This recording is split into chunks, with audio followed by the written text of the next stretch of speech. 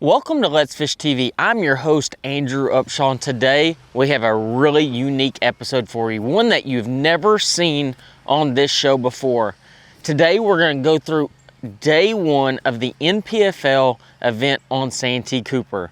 This particular day I caught a 27-pound bag not using active target 2. In the NPFL it's not allowed. Guys, today was one of those special days that you're not going to want to miss. Let's Fish TV is on the air right now.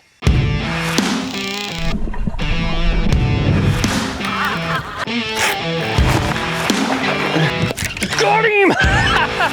Look at that big fella right there. Oh my goodness. Woo! Look at that slab of rooski. There we go.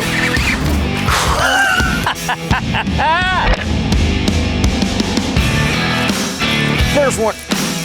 Oh, that's a good one there.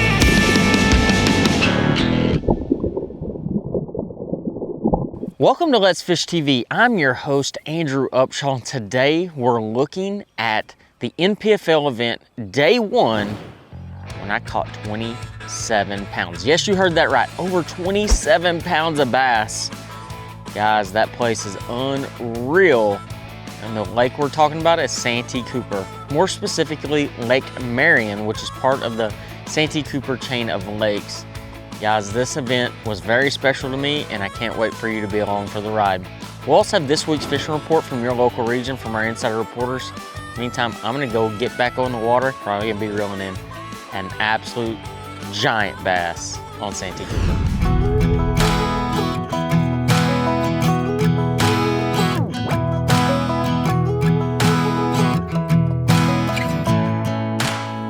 You know, when I look at the deep dive app, and we're talking about the deep dive of Santee Cooper, leading up to the event, we're finally hitting a couple of warm days consecutively. The weather was stabilizing. We'd had a ton of wind through practice, and I made a big time adjustment right before the day started. 15 minutes before they called my number, I went from taking all my sight fishing rods off and putting all my grass rods on the front deck. And I am sure glad I did. But when I looked at the app, the one thing I noticed was the wind changed significantly. It was gonna be a calmer day. It was gonna warm up, and I really believed that those grass fish were gonna bite. So let's join in on the ride. All right, guys, day one, NPFL here at Santee Cooper. Not sure what we're gonna do. I kind of made a 180 game plan change. It's a really cold night. I was gonna start off on some bedfish, decided to start in the grass. I think it's my best way to catch a real big bag, and so that's what we're gonna do. Just see if we can catch a bag, then we'll roll to the bedfish if we need them, and kind of go from there. So yeah, I told you guys I would do better at filming, and that's exactly what we're doing. So I will see y'all here in just a minute, hopefully catching some big ones.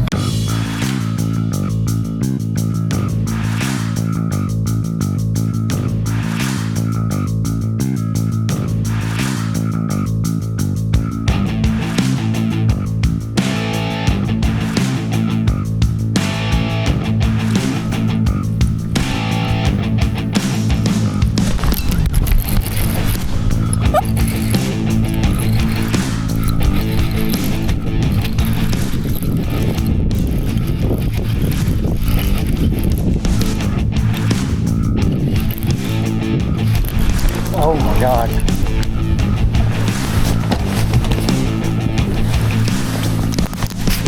Oh, stop.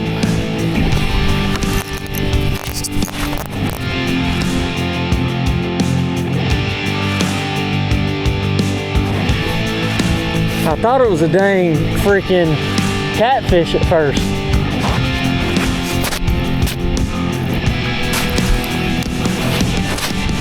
Jeez.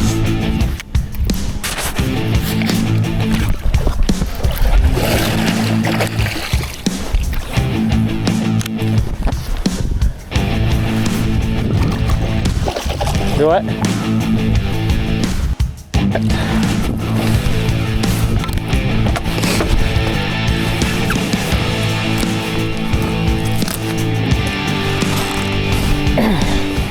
We've got to be like 7 or 8, right?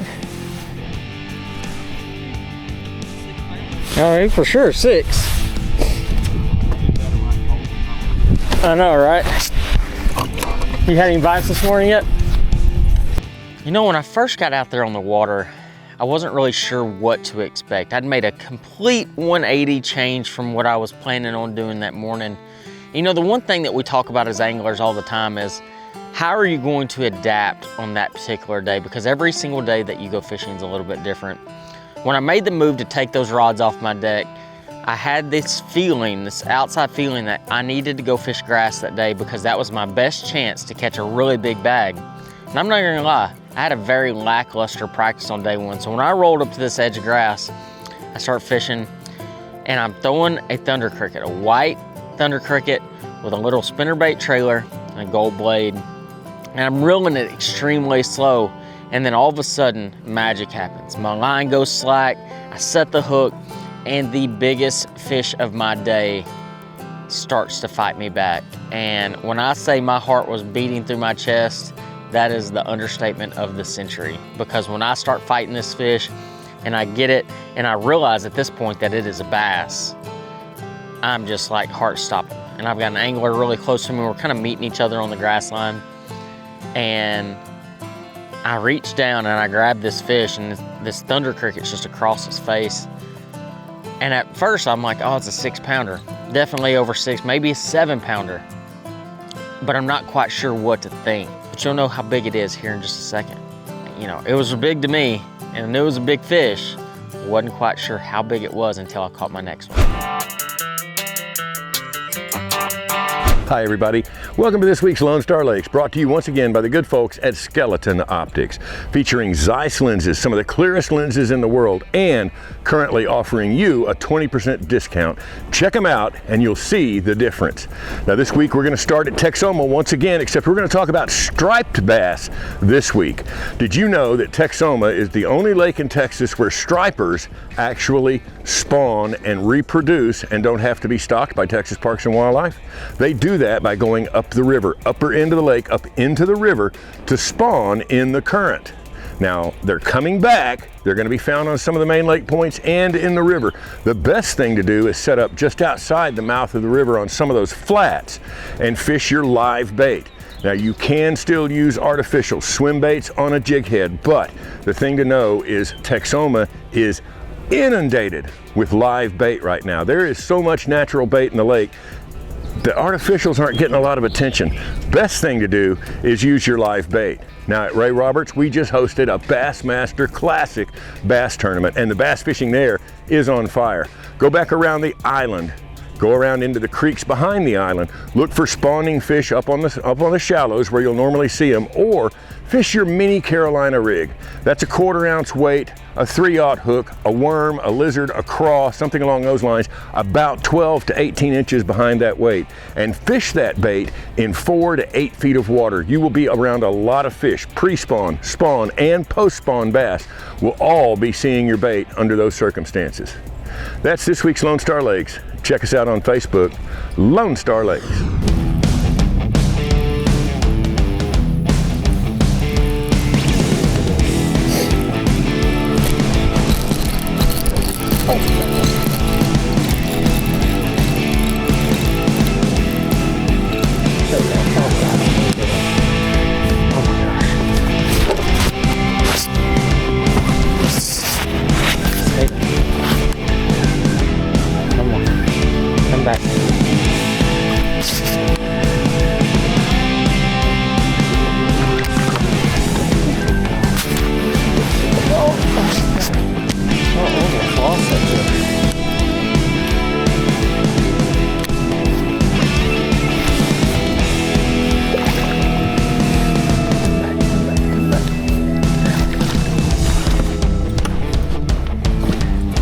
Holy Nikes, look at that thunder cricket is gone down the hatch.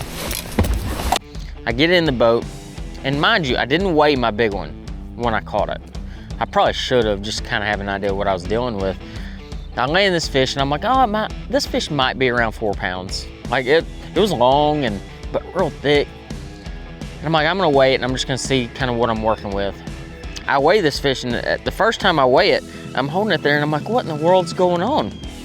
it weighed like 2 3/4 pounds. And I'm like, that doesn't seem right. This is a pretty big one. And then I realized the whole half of the tail was sitting on my lap. And so I raised the scale up, and this fish weighed almost 5 3/4 pounds. And at this point, I'm like, that first one I caught might have been an 8 or 9 pounder, because it dwarfed the size of this bass, and this one was almost a 6. And I'm like, oh, here we go, guys. Like, this is the start I've been looking for. This is the start that makes a tournament special. Let's Fish TV is proudly backed by Academy Sports and Outdoors. Have fun out there. Power Pole, total boat control. Balls Out, made in the USA, heavy-duty mounts for your fish finders. Rely on what powers you. Within the next cast, I hook up on a 4.5 pounder. Oh my gosh.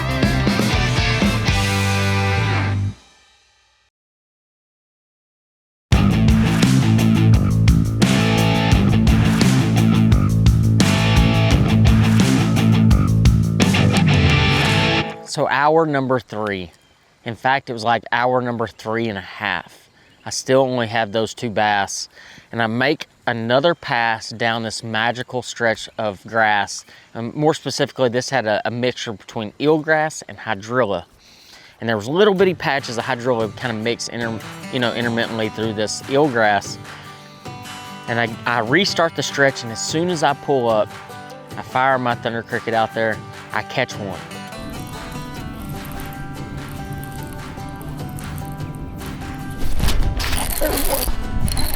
Be a bass. I think that's a bass.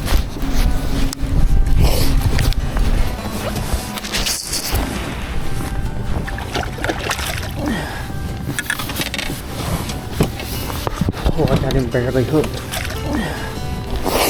There we go.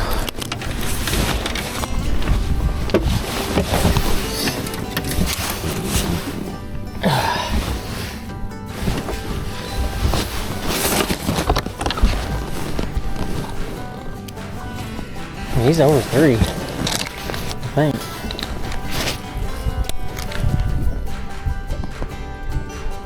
No, that's a 4?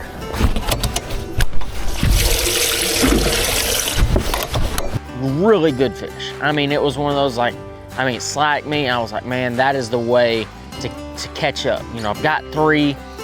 Actually, at this point, it's the smallest of the day, but when you start talking about catching bass, it's all about paying attention to these little bitty details. So I catch this fish, and I'm like, all right, man, like, I weigh it, I know exactly what I got, and then I stand up.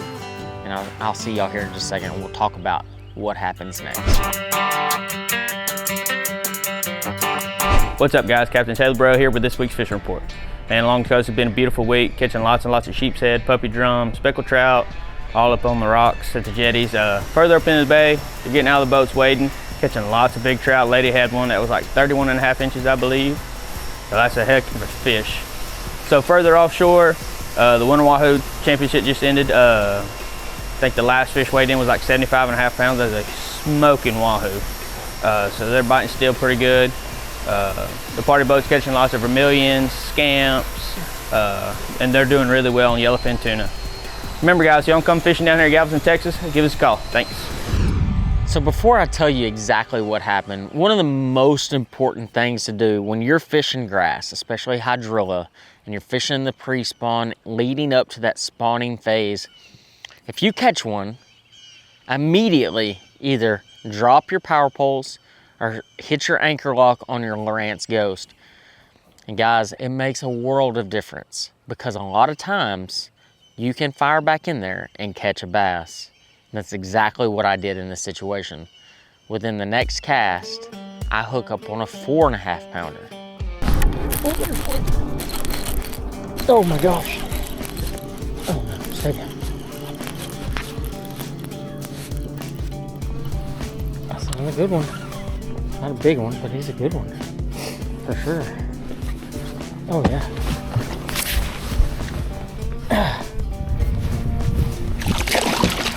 Oh, come here, come here, come here. You're long and skinny. Alright. Dang, gold bladed thunder cricket strikes again. Holy crapola. That's 4. And right then and there, I'm like, I got a bag. And I've only got 4 so far, but I know I've got a really good chance of doing well. I went from 2 bass for the first 3.5 hours to 4 within a 5-minute time frame. And that's what it's all about. And it's all about sticking to your guns and being confident that what you're doing is the right thing. The reason I knew I was doing the right thing is because my thunder cricket was getting choked. And what I mean by that is the thunder cricket was down the fish's throat when I'm catching them. What that tells me is A, I'm throwing the right bait in the right color. And B, I don't need to stop what I'm doing because it's whatever I'm doing is the right thing on that right particular day. And that's exactly what the case was. You know, one of the big keys in this particular event was using a lighter than average thunder cricket. Now, there was a lot of guys throwing vibrating jigs from 3/8 to 5/8 ounce in size. I was throwing a 3/8 ounce, fishing deeper grass. So I had to use a lighter than average line on my thunder cricket to be able to feather that thunder cricket through the top of the grass. And that was the big key to catching those fish. But guys, we're on number 4. I've only caught 4 so far today. The best is yet to come. Let's Fish TV is proudly backed by Lowrance, the ultimate fishing system. Alabama beaches. You'll get it when you get here. Fish tips. Connect with the experts to find fish fast. 5 in the bag. We're going to see some fish. 27 pounds, 5 ounces for the Texas Pro.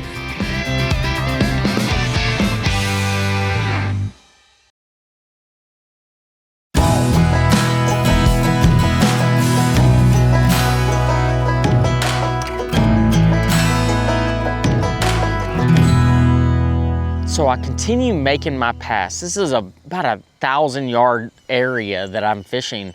I catch those first 2 as soon as I pull back up on the stretch, and I'm like, it's game on. I'm about to just beat them down. And you know what fishing does is it proves to you that you're not always gonna beat them down when you think you are. So I fished through this entire stretch, and I even expand it more. And I go down this little creek channel, and I fished now for 2 hours without a bite because I'm taking my time, I'm fishing slow, I'm trying to capitalize on every opportunity that I have. Guys, it's like 11:30, 12 o'clock, I still have 4. I round this corner and I'm using, you know, because in the NPFL, we're not allowed to use forward-facing sonar. So that means no active target 2 or anything like that. But one thing I did utilize on my trolling motor on my Lowrance Ghost was actually installing the 3-in-1 nose cone. And what this allows me to do is to obviously have your standard 2D, but also give you your side scan capabilities off your trolling motor. So what this was allowing me to do is I would go down grass lines and I could see where the grass line started, where the hard edge was on my side scan, and be able to make cast. So when I come around this creek channel, I'm using my C-map, I see the contour, I look over there, see the grass line, I make a roll cast over there.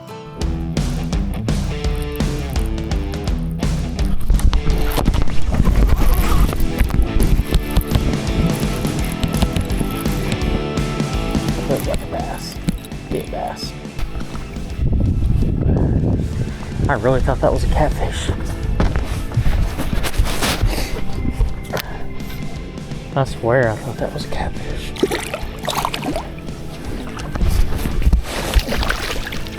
Come here.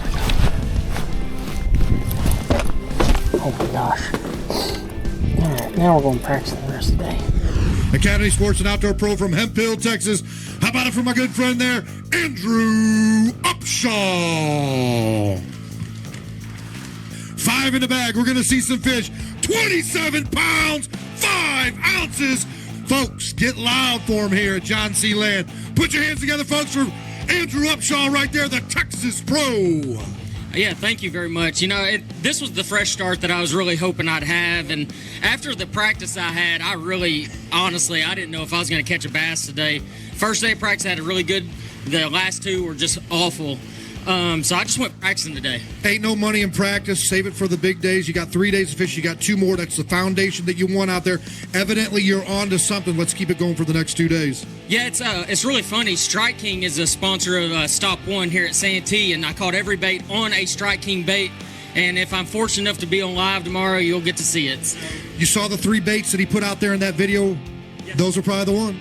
I will say that video, yeah, one of the baits that's on there is the one I caught him on. Still got to have boat angles and casts right there. Andrew Upshaw, the Texas Pro.